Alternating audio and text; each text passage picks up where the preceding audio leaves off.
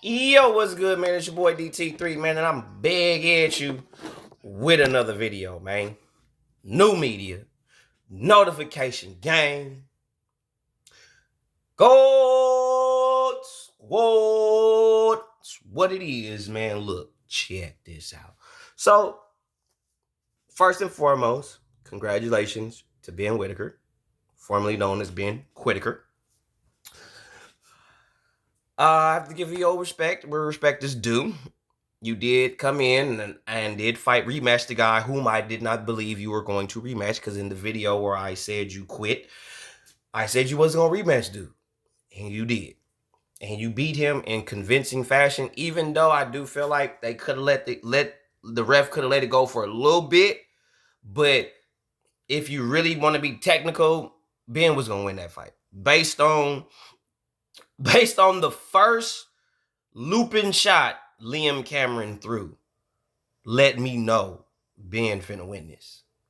When he came in and Liam knew he was not in range to hit Ben, and he threw that slow, lethargic ass left hook, and I was like, and also, telltale, Liam wasn't in shape for this fight. Liam wasn't in shape for this. Liam got, and this is what you learn about fighters, man. Some fighters, they only are willing to put in the work for certain fights. Not every fight. Certain fights, they'll put in that work in camp to really go in there to beat this dude. The first fight between Ben Whittaker and Liam Cameron, Cameron came in there and was trying to put work on Ben. He still was slow. And I mean, like, he didn't look as slow as he did yesterday. Day before yesterday. But the motherfucker was still slow. But he was touching Ben. He was catching him. Every time Ben threw something, bop! It was like he had him timed. Timing beats speed. I don't care how slow you. Timing beat speed. Why you think George Foreman knocked out Michael Moore? Wasn't because he was faster, more agile, more explosive. He timed that shit. Wait, pop, pop, okay. Ping, ping! And that was all you wrote. But timing beats everything. Everything. Not just speed, power, agility, any type of athleticism you could think of. You got a fighter timed, they can't do shit with you. I don't care how good they are. I don't give a fuck who trained them. If you can time their strikes and or attacks, punches, kicks, whatever it is that you do, martial art wise, you can't do shit. They're done. First fight with Liam Cameron and Ben Whittaker, Liam had been pretty good in the early rounds. He was timing him very well. He was catching him with that hook. He was catching him with shots that where Ben was like, oh shit, wait a minute. I didn't expect this. And when I see the second fight, Liam is looking super lethargic.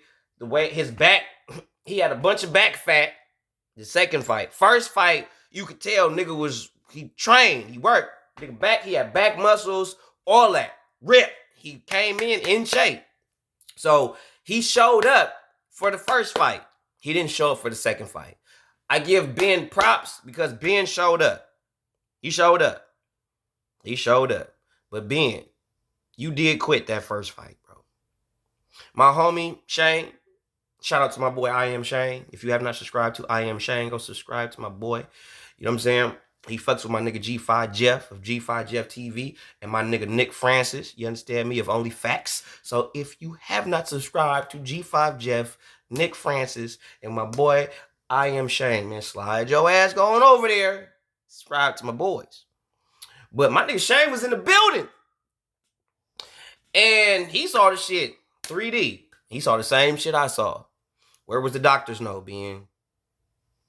Where was the MRI, the X-ray? Where was all of this? If the injury was so bad to where we had to stop a fight, bro, because you were not physically capable to continue, where the doctors know that, bro?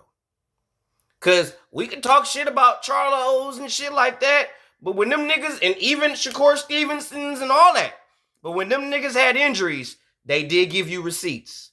Errol Spence too. When them niggas was hurt, they gave you, whether we wanted to accept it or not, the niggas did come with their receipts. They did come with their x-rays. They did come with their little doctor shit. They did give you that. Ben, you ain't give us that, bro. So at this stage, bro, you quit that first fight. I'm not gonna let you live that down. Now, I'm not finna hold that over you like that's going to supersede your win over dude, even though dude didn't show up. But I'm giving you your flowers because I didn't think you would. I said it on wax. You not gonna rematch this nigga. And you did. And you beat him. So for that, I have to eat Jim Crow and give you your flowers and give respect where respect is due. Otherwise, I cannot say I am who I am when it comes to this YouTube shit. Okay? So, Ben, congratulations. You still got work to do. I think at this stage in your career, I think you're ready for Buatsi. I think you are. I think you're ready for a fight of that magnitude and a fighter of Buatsi's caliber. And if you were to beat a Buatsi, that should catapult you to the next level. I could see that for you. You only got 9 fucking fights. It ain't like you got 19.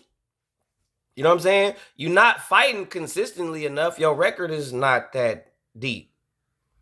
You know what I'm saying? So I don't want you to spend the next 2-3 years patenting your record though, patenting your resume though. I'd rather you start to, fight at least 1 or 2 decent names, and then you could do the shit everybody else do, patent your shit because you're trying to make your record look better than what it is, like all fighters do in boxing. So that's what it is. But I want to see you fight somebody like a Joshua Buatsi. You and Ant, and I'm only saying this because of what Liam did. Because prior to the Liam Cameron fight, I thought that the only fighters that would give you real problems would be Anthony Yarde, Joshua Buatsi, Bivol, Beterbiev. Somebody of that caliber will give you fucking problems if you don't fix your fundamental mistakes, because it's not like you don't get hit.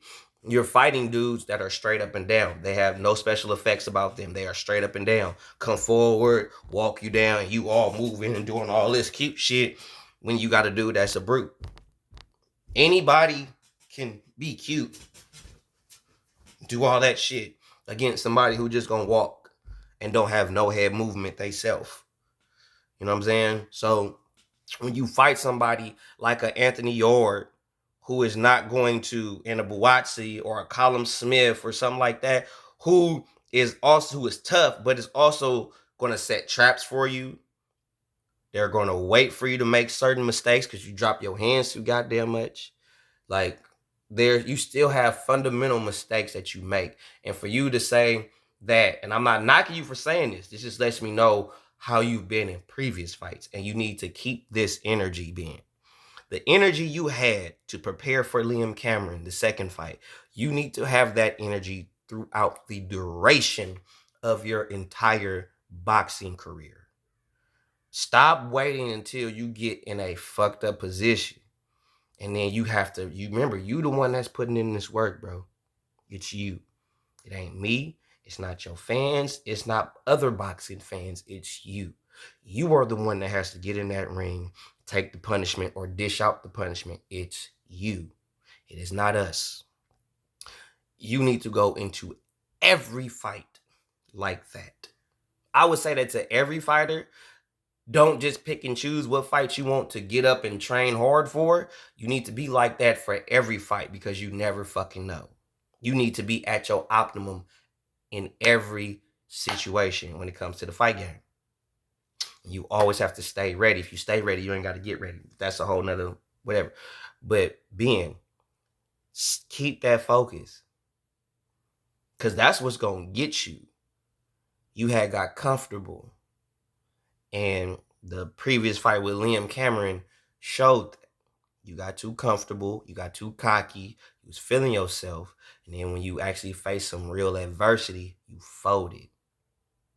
for the first time. That's why you was crying, doing all that extra shit, because had your silly ass would have did that shit right the first fucking time, your ass wouldn't be crying at the press conference. You're better than that, Ben. You ain't no Emmanuel Augustus. I'm tired of niggas saying you on your drunken. No, there's only one drunk boxer, bro. It's only one nigga, bro. Emmanuel Augustus, okay? Ben, you dancing. You in there dancing and shit. You in there doing your dance off. That's what you doing. Okay? Emmanuel was really like not looking at shit and like watch some Emmanuel Augustus highlight footage, bro. That nigga hitting niggas with two hands and shit, like, bro, no. Hell no. He hitting niggas with Hadokens and Kamehamehas and shit. Nah, bro. You ain't no Emmanuel Augustus, bro. You good, though. You ain't that good, but you good. You're good enough. To be able to do what you have done to this stage in your career, you have to be good to some degree. Do I like all your antics? Fuck no. But I respect your game. You have to have some level of skill to do what you do. So for that, I applaud you. I salute you. You get your flowers over here.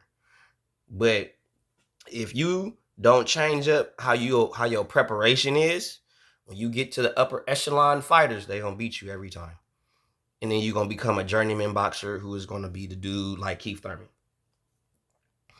You know what I'm saying? Still trying to find your big payday. Even though you got one with Manny, though. You got some big paydays. You got one with Manny. Danny was a good payday. You know what I'm saying? I'm sure Sean Porter was a good payday. You know what I'm saying? I'm sure you've had some good paydays. You know what I'm saying? I don't think boxing needs you, Keith. But if you still got the desire and the passion to want to do it, I'm not going to tell the motherfucker not to pursue what they have a passion and a desire to do. Just because I don't particularly care for who they are in the sport. So, but anyway, Ben, you did your thing. Congratulations. Keep up the good work. Keep it up. Don't get comfortable. Don't be content. Because if you do, Liam Cameron, a fighter of that caliber, is going to expose you again. And I got a funny feeling if it happens again, it's going to be a lot worse for you. So, stay ready. Stay sharp. Cut the bullshit. 100.